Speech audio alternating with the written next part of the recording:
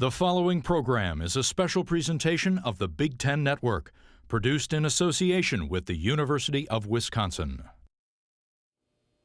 Well, so far in his career, he's helped make Ron Dayne and Brett Favre into football legends.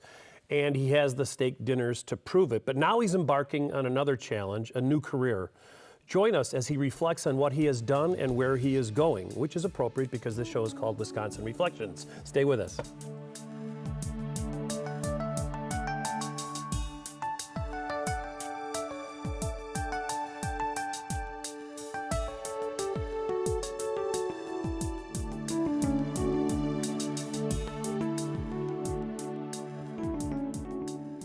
Some people make it to the top in sports the easy way. College scholarship, high draft choice, big signing bonus. But then some guys fight their way to the top.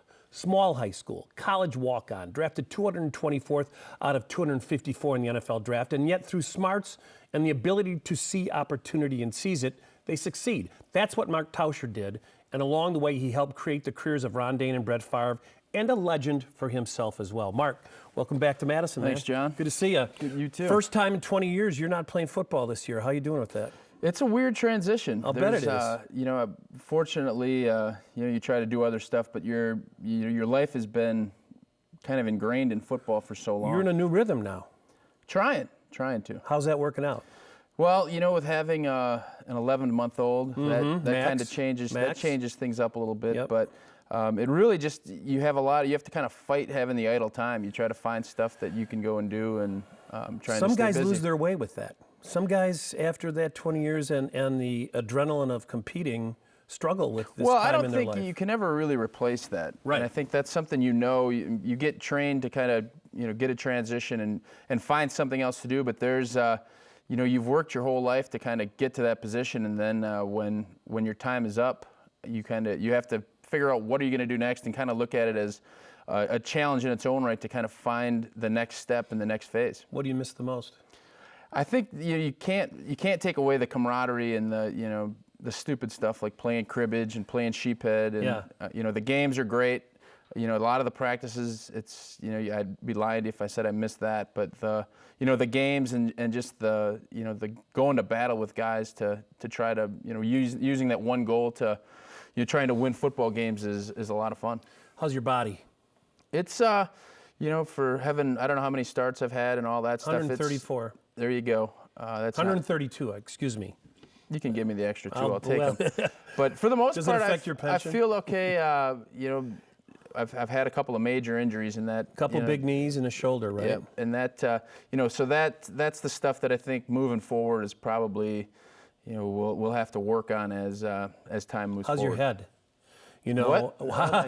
No, you know what? That's a serious thing, and there's. Well, and that evolved during your career, where these head injuries became such a story, and you played every down with someone slapping you in the head. Well, it's something that I think the league is taken seriously, and as players, we're all about player safety, and I think with the changes that have been made with the new CBA and with all these things, it's something that the effects of, we still don't really know what these effects are going to have. We see a lot of guys, go through depression and end up committing suicide, and that's just, I think that's just the tip. As guys are getting faster and stronger, there's more violence, and so it's an issue that I'm very glad, and I think all the players are, and I think the fans as well are going to see that it's going to continue to get better.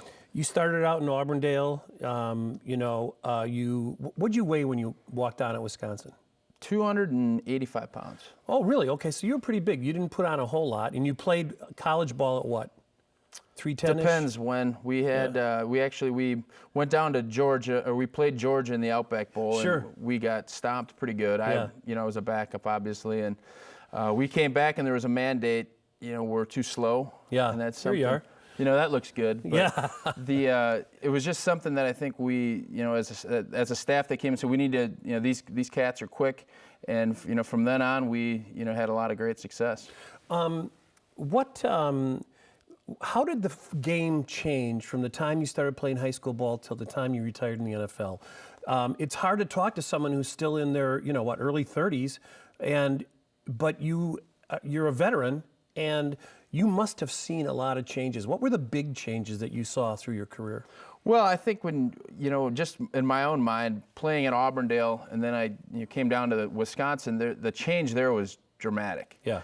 The great thing about Wisconsin is it really prepares you, technique-wise and understanding offenses. Especially offensive line. Well, I think legendary program for offensive line. I think everywhere, they do a great job, and I think that's evolved as well. They've really made a mandate. Everybody knows that when you go on to college, these guys, the coaches know everybody's goal is to make the pros. Now, not everybody's going to do that, but they give, I know Coach Alvarez and his staff, and I'm sure Brett and his staff as well, they make it a goal. They like that. They embrace it, and they want people to, to do that. And so that's something that I think the transition from high school to college for me was very dramatic. And fortunately, with the good coaching and the things, the speed of the game is still night and day. How about college to pro? That's what I was going to get to. Yeah. Was the college to pro was. I was just helping you. I hear you. The college to pro, the speed of the game it's huge. Shocking. It's very. There's just the difference is you have when you're in college, you'll play some guys that maybe you feel like you don't have to have your best technique, you don't have to get in the best position, you can still win. Whereas you're not playing against a lot of slugs when you're up in the when you're in the NFL. Why didn't you go higher in the NFL draft, given where you came from and given the career you had? That's something I don't know. It's one of those things. It doesn't matter really. Yeah, you don't get the measurables are, what do you look like? I've never said that I'm an Adonis and I'm chiseled up. It's not, but I always felt like and I was an athletic guy. Yeah. But the thing is, they do a great job of testing and they do all this stuff, but there's a lot of people that get maybe a little bit more publicity and they can't, they weren't able to have as much success. Yeah. Just because there's different reasons you can test all you want, but when it comes down to it, it really comes down to how hard are you going to work, and are you going to get the most out of your talent. What did you learn from Barry? He just is a very hard-nosed. We're going to do it our way, and when we do it our way, we're going to win. And it wasn't. You always knew what you're getting with him. He had a system in place. He knew I think he was really very good at saying, all right, we're going to have a good offensive line. We, went out and obviously got a Heisman Trophy winning running back, and we stuck to that. I mean, there'd be games the Rose Bowl, I think we passed the ball 8 or 9 times. Right. Which, it's unheard of to think about that now, but you run the ball, he's stuck to a formula, and the formula works. How was it blocking for Ron Dayne? Ron, I always say offensive linemen, they're as good as their skill positions allow them to look. You try to give these guys just a little crease, you try to give, an Aaron Rodgers or Favre, you try to give those guys a little bit of time, and they're going to make you look good. And if you have somebody that doesn't really... You guys were a juggernaut. I mean, there were games where people didn't want to come up on him after the first quarter. And I've said this before, I think the thing with Ron, the image that I always have that sticks in my head was we were playing at Purdue. Drew Brees is winging it. Pretty much the game for the Heisman and also, for the Big Ten title. And to go down there, tough place to play. They had a great crowd, and we had to run the clock out. They knew we were going to run the ball. We knew we were going to run the ball, and Ron pretty much just steamrolled 1st and 10, run to the left side, and 10 or 11 yards, probably the hardest 10 or 11 yards, but really kind of a symbol of what Wisconsin football was all about. And we lined up and said, what's coming. We're going to out-execute you, and we're going to out-tough you. And do you sense when the other team knows that as well? Sometimes in those games, it's during the Dayne years, you guys just imposed your will on people from an offensive standpoint. Did you sense when a team was breaking when they realized we can't compete with these guys in the trench? I don't think there's any question that we always knew we were going to get stronger and stronger as the game went on. Right. We're going to wear. Is it a war of attrition? There were times this is before I even played. When you had Aaron Gibson, Chris McIntosh, and you bring in Gibson as a tight end, and you have a 385-pound tight end. There's not a lot you can do. I mean, in the NFL you can maybe come up with some different things, but when you're lining up mano-a-mano and you have to kind of figure, how are we going to handle this? There's not enough teams that were able to kind of to match that balance. And you could sense that. No question. I mean, you can tell when a team is starting to lose its will, and that's when you as an offensive lineman feel the best. When we come back, I want to talk to you about fear. When you sit in a locker room before a big game, either in college or pros, someone's going to get hurt. And I wonder how you manage that. And then also I want to find out about what it was like not playing for 4 years, and then all of a sudden you're a starter by surprise, actually. So we'll be back. Mark Tauscher.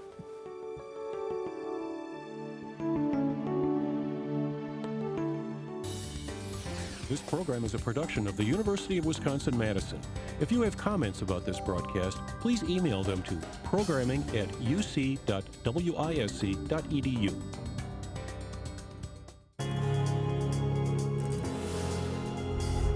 Nobody knows it like we do. Nobody celebrates it like we do. Nobody makes it happen like we do. Change. At the University of Wisconsin-Madison, it's everyone's major.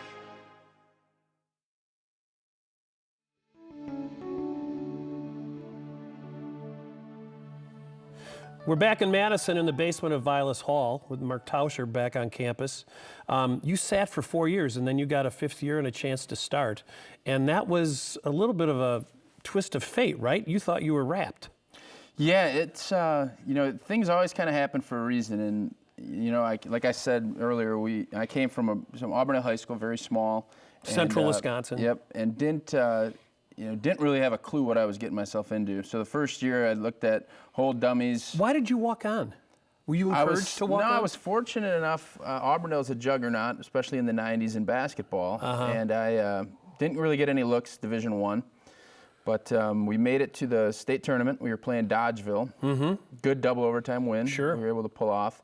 And after the game, the next day we went to practice at a gym, and Pat O'Connor, who does some recruiting. He's in charge of reviewing all the film. Over at the UW, right. Had talked to my basketball coach, and so Coach Tim Anderson had kind of pulled me aside and talked to me a little bit about it, and of course I was excited about it, and got back after we unfortunately got beat in the championship, but got back into Auburndale, and we kind of met with my high school coach and said, man, this is an opportunity that I really would enjoy taking. And within 2 weeks, we kind of figured out that we could make it work, and from there, I, beginning of August, came down to training camp. You were never a starter for 4 years behind some All-American players. How good of a student were you, and how much did you take? Did you ever get on scholarship? And did you get scholarship your senior year? Or? No, the great thing about the university here is that you give scholarships and you get guys that you need to come in, but there's a litany of players that you can go through that have walked on and earned scholarships. Jason Doring, Bob Adamoff, Jimmy Leonard.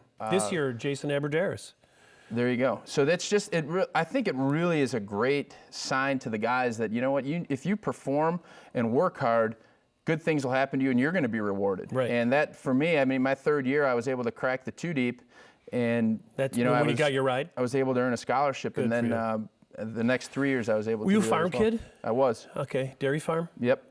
How good a student were you in school? I'd say I was good. Yeah? Not quite. Did you take advantage of the scholarship is the question? No question. Because you have to. You didn't think you were going to be in the NFL. No doubt. I was fortunate to get a history degree in 4 years, and then that was kind of where the trepidation came in of, do I stay here? Do I go? I couldn't get into the School of Education. The School of Education here is unbelievably difficult to get into.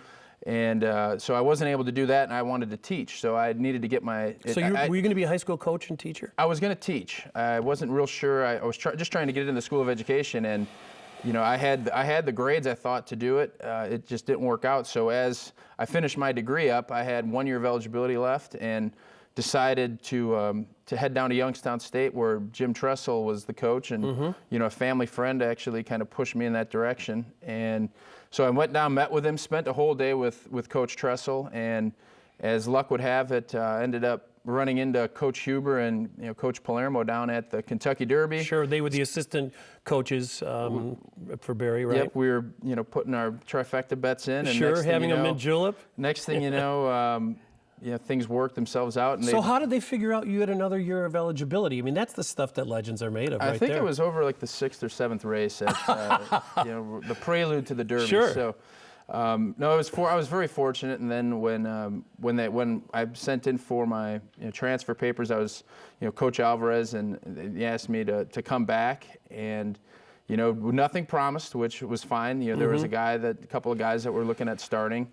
But I kind of had a hunch that once we'd get back into the swing of things, it was unfortunate for them, but fortunately for me, there's a guy that got hurt Oh. And I was fortunate to take that spot and run with it. What's your sense of the experience of a college revenue sport athlete? Did you feel a part of the student body, or do you guys live in a world apart? Sometimes I worry because of the schedules, training table schedules, study centers, that it's difficult for you guys to be absorbed into the overall population and have something that resembles a low-pressure college experience or a fun-loving college experience. Yeah, that's not what you sign up for, though. When you're playing big-time sports, your time is going to be limited. Did you miss that? You know what I missed? I would have loved to have been able to study abroad, and I don't know if we'll get to this later. Well, you in the did interview. later, right? Yeah, but what was interesting is that you're in the dorms, so you're still able to meet people that are in the non-athletic world. But right. Obviously, you're going to spend more time over at the athletic facilities, and you're going to weight room and the. But in the same respect, you look at it as like a fraternity, where the fraternity of people kind of understand what the time restraints are and the things, and you still. I don't trust me. I don't think anybody that wants to have a good social atmosphere, this probably is as good a place as anywhere to do that. You did study abroad. You got an advanced degree, or you're working on a master's? No. What happened was it was something I really wanted to do, and I've been very fortunate to have some great professors, Dean Bowles and George Kleminski within the Educational Administration graduate department. I kind of was telling them that this was something I wanted to do. They had great connections. Back at this point, I think it was 2004, we didn't have to be up in Green Bay year-round, unlike now. Right. So it was just an opportunity to go over there for 4 or 5 weeks to do some different stuff, and that was, I think if I was in college without the scheduling stuff with football, that would have been an experience I would have loved to have done, because I think it's one of the better, it's a great idea for all students here if you can to go and do it. You played in Camp Randall and Lambeau Field. We'll talk about Lambeau in the next seg, but what is it like running out of that tunnel at Camp Randall? It's regularly voted one of the best venues to play college football in. Well, I'll tell you this. My aunt lived right across the street on Breeze Terrace. Sure. When I was we'd come down and visit, and I wasn't that impressed. I mean, this was, late 80s. There wasn't anyone in the stadium. It didn't seem like there was a ton of, the environment wasn't that outstanding. But my first game was 1995. We played Colorado at night. Oh, yeah, I remember that game. While the result wasn't great, nope. The atmosphere, and you're talking, this is big time. And you got a taste of that, and we weren't that night. Unfortunately, we weren't ready for it. But I think down the road, man, it's unbelievable. I'm getting chills just sitting here thinking about that. And I think your senior year is when Jump Around took hold, if I'm not mistaken. I definitely remember. I remember the Iowa game. We were playing Penn State, and we had just found out that I think it was Michigan was defeated. Yeah. So if we went on and won. Right.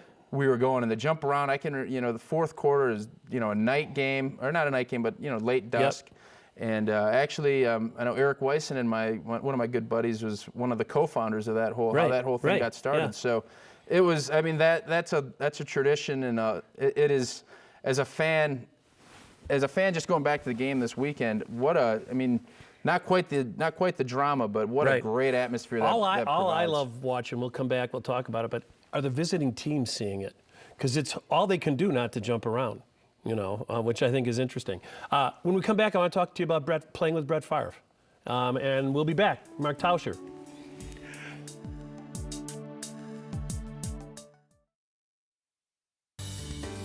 This program is a production of the University of Wisconsin-Madison.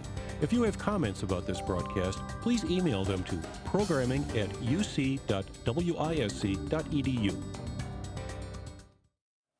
We're back in Madison. Mark Tauscher back on campus after winding down perhaps his career with the Green Bay Packers after a great career with the Badgers. You played not only with Ron Dayne, but you spent much of your adult life protecting Brett Favre, one of the most colorful and interesting athletes in any sport in American history.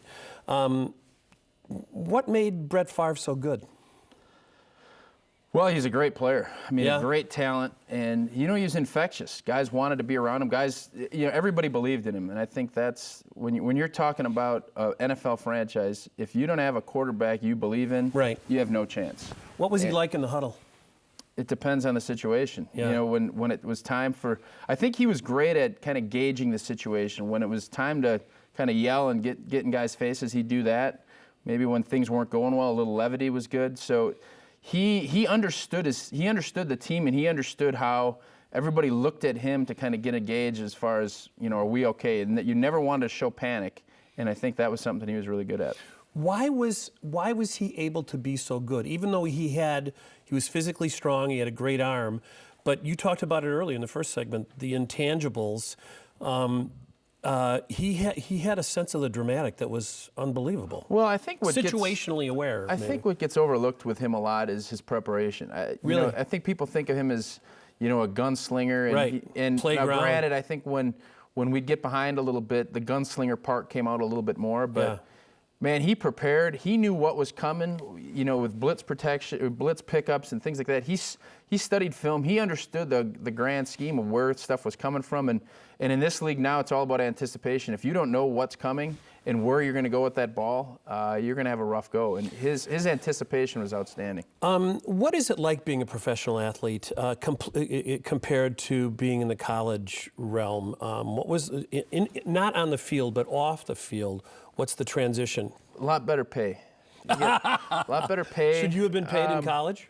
Man, we're getting deep here. That's a good question. I think it's a fair question. Obviously it's a very fair question, and obviously I think there's people in line here to figure it out. But I do know, you know, these sports bring in an enormous amount of revenue, but there's a lot of issues that go into it. Right. You know, there's a lot of sports. There's a lot of non-revenue sports. Right. But there's so it's smarter people than me will have to figure that out. But I do know the revenue that is generated by football, basketball, and at the university here, hockey. Right. It's a lot of money that Serious they bring boogie, in, right. and there's a lot of athletes are struggling. But I'll say this, you know, this education, there's a lot of kids that leave here $30,000, $40,000 in debt, whereas when you're an athlete on scholarship, hopefully that's not the case. Right. What was I've worked with Michael Jordan and Favre and all these guys. People don't understand the life that they live. I was once with Wayne Gretzky in Canada, and it was like being with Elvis Presley. Mm-hmm. I mean, he literally ran from room to room to avoid people standing in line to sign his autograph. What observations do you have on the life that Brett Favre lived, especially in Green Bay? Well, I think what happens is you become more and more guarded. And I think when you just get started, he was going. So this was true of you. Get out and around. I just think you were in Green Bay. I think what happens is you realize that people stare at you, and there's a lot of people looking at you and kind of would love to be able to tell a story, and these things, and you have to embrace it. I played a little ball myself, Mark, in high school. That stuff's fun. I just think you have to get used to the fact that, when you go out to dinner, people will stare over and say, oh, there, you ordered a T-bone or whatever it was, and that's the stuff that, you have to be comfortable with. Otherwise, you're going to be a hermit. What next? Clearly you may get a call this year and be back in the NFL, but right now you're not playing. What do you want to do? Like I said, you try to prepare, and I think you can do as much preparing as you want, but there's there's a litany of things. I'm keep using that word litany. Yeah, it's okay. Of things that you want to do, and the first thing is going to be John Madden. I don't know. I enjoy this. Good at it. I don't know if I could do the job as well as you.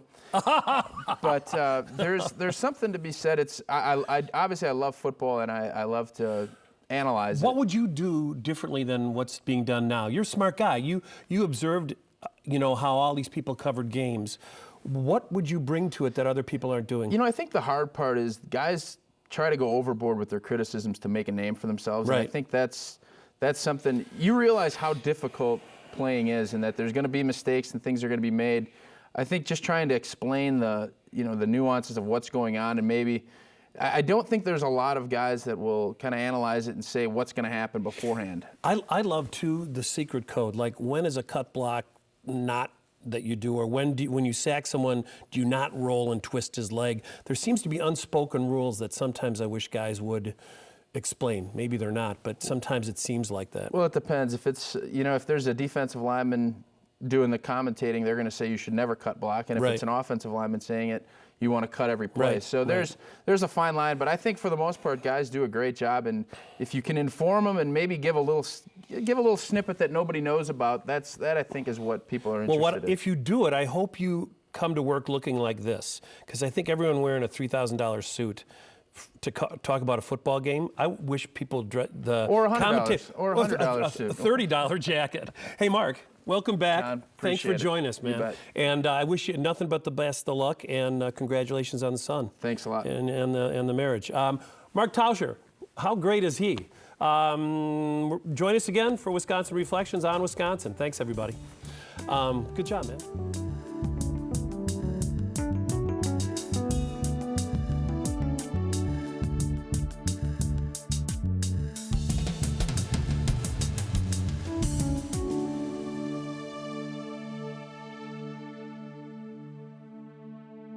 The preceding program was produced by the University of Wisconsin in association with the Big Ten Network.